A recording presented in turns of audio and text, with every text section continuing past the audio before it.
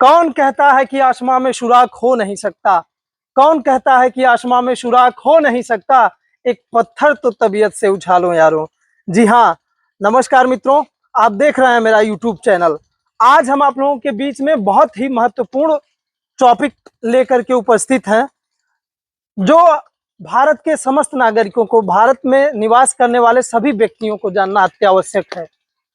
वो है हमारे संविधान की प्रस्तावना। आइए मित्रों, जानते हैं हमारे संविधान की प्रस्तावना है क्या। हमारे संविधान की प्रस्तावना जो है 13 दिसंबर 1946 13 दिसंबर 1946 को पंडित जवाहरलाल नेहरू के संविधान सभा में उद्देश्य प्रस्ताव जो उन्होंने प्रस्तुत किया था, उसी का प्रतिफल है। इसीलिए संविधान की प्रस्तावना का एक दूसरा नाम भी है, वो है उद्देशिका। आइए अब जानते हैं संविधान की प्रस्तावना में कौन कौन से शब्द हैं, क्या लिखा गया है हमारे देश के संविधान की प्रस्तावना में। प्यारे मित्रों, सबसे पहले लिखा गया है हम भारत के लोग, we the people of India.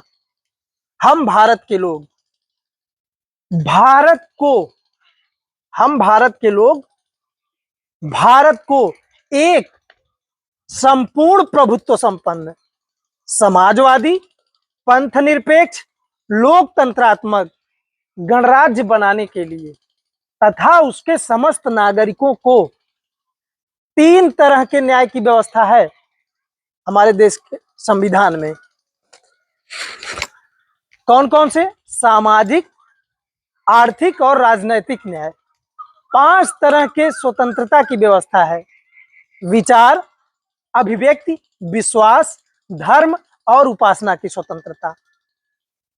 हम भारत के लोग भारत को एक संपूर्ण प्रभुत्व संपन्न, समाजवादी, पंथनिरपेक्ष, लोकतंत्रात्मक गणराज्य बनाने के लिए तथा उसके समस्त नागरिकों को सामाजिक, आर्थिक और राजनैतिक न्याय, विचार, अभिव्यक्ति, विश्वास, धर्म और उपासना की स्वतंत्रता,